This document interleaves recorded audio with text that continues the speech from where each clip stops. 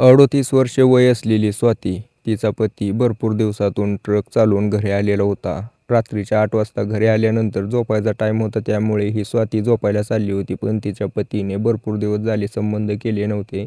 त्यामुळे तो जेवण करतो आणि स्वातीपाशी जाऊन संबंधाची मागणी करू लागतो. स्वातीच्या मनामध्ये दुसरा विचार होता, पण ती त्याला नकार देऊ शकत नव्हती.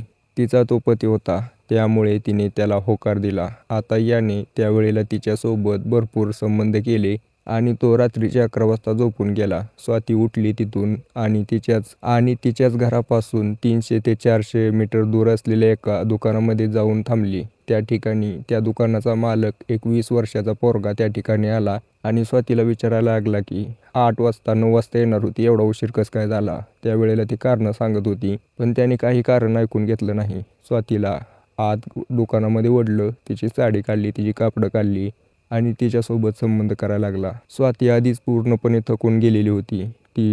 तिला दिवसभर काम नंतर पतीने मनसोक्त संबंध केल्यामुळे ती स्वाती पूर्णपणे थकून गेली होती. पण ती त्याला नकार देऊ शकत नव्हती, कारण ज्यावेळेला तिचा पती बाहेर जायचा त्यावेळेला तोच तिचा आधार असायचा, तोच तिची गरज भागवायचा. त्यामुळे ती काही बोलली नाही. ज्यावेळेला त्याने संबंध बनवले तिच्या प्रियकराने, स्वाती घरी आली आणि पतीपाशी येऊन झोपली.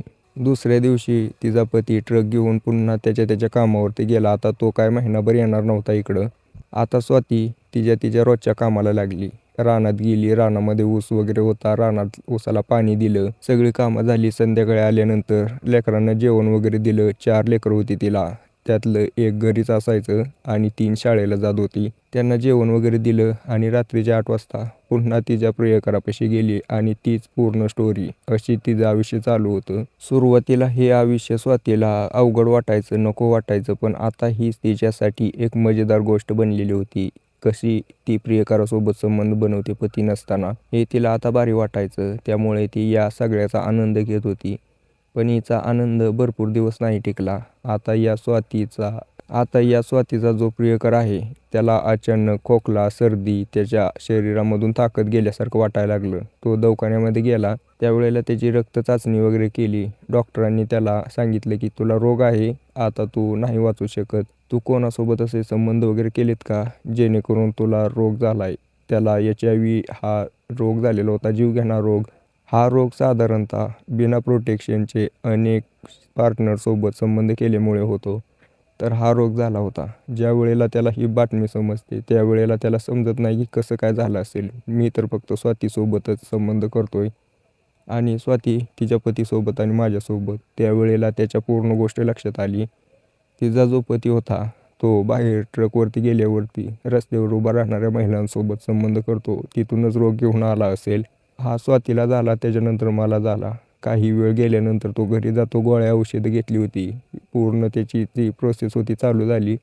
आता रात्रीचे 8 वाजता ती स्वाती त्याच्यापाशी आली. त्यावेळेला तो नकार द्यायला लागला आणि म्हटला की तू माझ्यासोबत धोका केलाय, तुला माहिती होतं की तुला हा रोग आहे तरी तू माझ्यासोबत संबंध बनवले, आता मला रोग झाला आहे. स्वाती म्हणली कसला रोग? मला नाही माहिती याच्याबद्दल काय, तू काय बोलतोय? आता तो 20 वर्षाचा आरव नावाचा पोरगा, त्याला पूर्ण गोष्ट लक्षात आली होती की स्वाती लपवते त्याच्यापासून काहीतरी. त्याने तिला पूर्ण गोष्ट सांगितली. स्वाती आता तिच्या पायाखालची जमीन सरकली. ती म्हणली मला नव्हतं माहीत की हे असं आहे, मला कसं काय झालं नाही. त्यावेळेला त्या दोघांमध्ये जोरदार भांडण झालं आणि त्या भांडणामध्ये त्या आरवने स्वातीला भरपूर मारहाण केली. त्याच्यातच त्या स्वातीने तिचा जीव गमावला. ज्यावेळेला ही घटना घडली त्यावेळेला स्वातीची घरी 4 पोरं वाट बघत बसली होती. आई दुकानात गेली म्हणून काहीतरी घेऊन येईल असा विचार करून ती बसलेली. पण सकाळचे 8 वाजले तरी आई काही परत आली नाही. आता या स्वातीचं मोठा मुलगा 3रीमध्ये शिकत होता. त्याने आसपास शेजाऱ्यांसोबत चौकशी करायला चालू केली, पण त्या ठिकाणी कोणालाच काय माहीत नव्हतं. दुपारचे 2 वाजल्या दुसऱ्या दिवशी. तरीही काही बातमी न आल्याने आता ही लहान पोरगी त्या स्वातीची 4थ्या नंबरची रडत होती भरपूर दुधा वाचून. त्यावेळेला शेजाऱ्यांना कीव आली. शेजाऱ्यांनी त्या स्वातीच्या पतीला फोन लावला, मनोजला. त्यावेळेला मनोज बाहेर राज्यात गेलेला होता ट्रक घेऊन. आता त्यालाही समजेना की काय होतंय. त्यावेळेला त्याने सांगितले ठीक आहे, मी 2 दिवसात येतो घरी, तोपर्यंत कसं तर लेकरांची काळजी घ्या, बघू काय झालंय. आता मनोजच्या विचार मनामध्ये ती कुठं गेली, पळून गेली का कोणासोबत गेली, असे विचार त्याच्या मनामध्ये यायला लागले. असे विचार करत करत त्याने घर गाठलं. ज्यावेळेला घरी आला त्यावेळेला बघितलं तर घर सुनसान पडलेलं आहे. पोरं रडतेत आणि त्याची पत्नी कुठं दिसेना स्वाती. त्यावेळेला त्याने त्याच्या मित्रांपाशी चौकशी केली, शेजाऱ्यांपाशी चौकशी केली, तरी काहीच समजेना.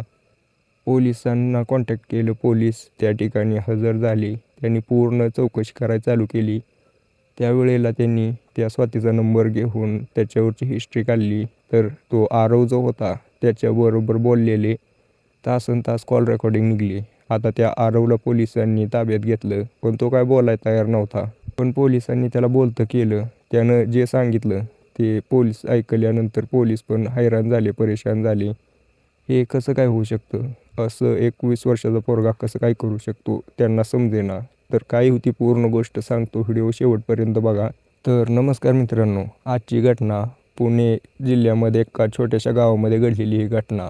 या घटनेची सुरुवात 2013 पासून होते. 2013मध्ये मनोज नावाचा एक 21 वर्षाचा तरुण, या तरुणाला लग्न करायचं होतं. त्याचे वडील वारलेले होते, फक्त आई होती. ज्यावेळेला वडील गेले होते त्यावेळेला घरची पूर्ण जबाबदारी त्याच्यावरती आल्यानंतर याने ट्रक ड्रायव्हिंग चालू केली. थोडाफार पैसा कमवला. पैसा कमवून आता तो घराची परिस्थिती सुधारली होती. ज्यावेळेला परिस्थिती सुधारली त्यावेळेला त्याच्या मनामध्ये लग्न करायची इच्छा जागी झाली. त्याच्या नातेवाईकांनी पण त्याच्यासाठी एक मुलगी बघितली, स्वाती नावाची, 12वीमध्ये शिकत असलेली.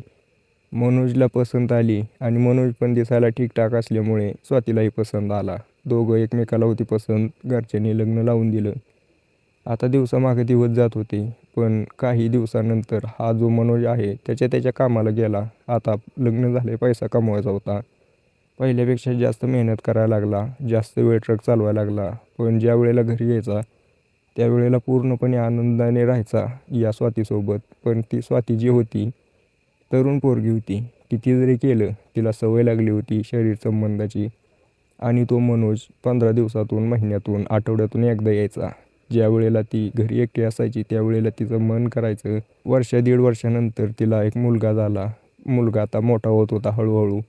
त्यावेळेला तिची सासू, तिने हे जग सोडून दिले. आता एकटीच घरी एका मुलासोबत दिवसभर घर चालवायची. पण तिला मनोजची आठवण यायचीच रात्रीच्या वेळेला. दिवस असेच चालत होते. ज्यावेळेला हिने 2023पर्यंत तर हे सगळं असंच चालू होतं. पण ज्यावेळेला 2023मध्ये आरव नावाचा पोरगा त्या ठिकाणी एक मोबाईल रिपेअर करणारं दुकान टाकतो. आता आरव जो होता तो मोबाईल वगैरे नीट करायचा. त्यामुळे गावातल्या भरपूर लोकांची ओळख त्याच्यासोबत झालेली. आता ज्या वेळेला कोणाच्याही मोबाईलमध्ये रिचार्ज करायचं असेल किंवा काही खराब झाले असेल, आरवपाशी यायच्या. असंच एक दिवशी या स्वातीचा मोबाईलचा रिचार्ज संपलेला होता. त्यावेळेला ती त्याच्यापाशी आली, म्हटली की रिचार्ज टाकायचा आहे. आरवने रिचार्ज टाकून दिला. पण ज्या वेळेला तो तिला बघतो त्यावेळेला तो तिचा नंबर त्याच्या मोबाईलवरती सेव्ह करून ठेवतो. आणि रात्रीचे 8-9 वाजता आरव मेसेज टाकतो की हाय हॅलो, मी रिचार्ज टाकलेला, माझ्याकडे नंबर होता, रिचार्ज आला का विचारासाठी कॉन्टॅक्ट केला आहे. स्वाती म्हणली हो आला आहे. त्यावेळेला यांच्यामध्ये जेवण झालं का असं बोलणं चालू झालं. परत हळूहळू हा आरव म्हणतो की तुम्ही एवढ्या सुंदर दिसतायत की मला तुमचा नंबर सेव्ह करून ठेवावा लागला, एवढी आठवण येते म्हणून. आता याचं असं बोलणं ऐकून आणि मनोजची कमी भासत असलेली ही स्वाती त्याच्या हळूहळू जाळ्यात अडकत गेली. या दोघांमध्ये पुढे संबंध बनत गेले, जे की नको व्हायला पाहिजे होतं. पण शेवटी तिची ही गरज होती. दोघांची गरज एकमेकाला भेडसावली. 19 वर्षाचा असलेला हा आरव संबंध बनवत होता तिच्यासोबत, 4 लेकरांच्या आईसोबत. स्वातीचं आता असं रुटीन बनलं होतं की दिवसभर काम करायचं आणि रात्री त्या आरवसोबत संबंध बनवायची. याची कसलीही खबर नव्हती त्या मनोजला. मनोज आपला तिकडं धुंदीत मस्त असायचा, रस्त्यावरती जाणाऱ्या महिलांसोबत करायचा. आणि त्यावेळेला त्याला कुठून तर इन्फेक्शन झालं, ते स्वातीला झालं. त्याने परत त्या आरवला दिलं. आता हा आरव ज्या वेळेला बघतो की त्याला रोग झाला आहे, त्याला राग आला, संताप आला, माझं आयुष्य खराब केलं हिनं. म्हणून त्याने पूर्ण प्लॅनिंग करून त्या दिवशी स्वातीला तिथं बोलवलं आणि तिला संपवलं.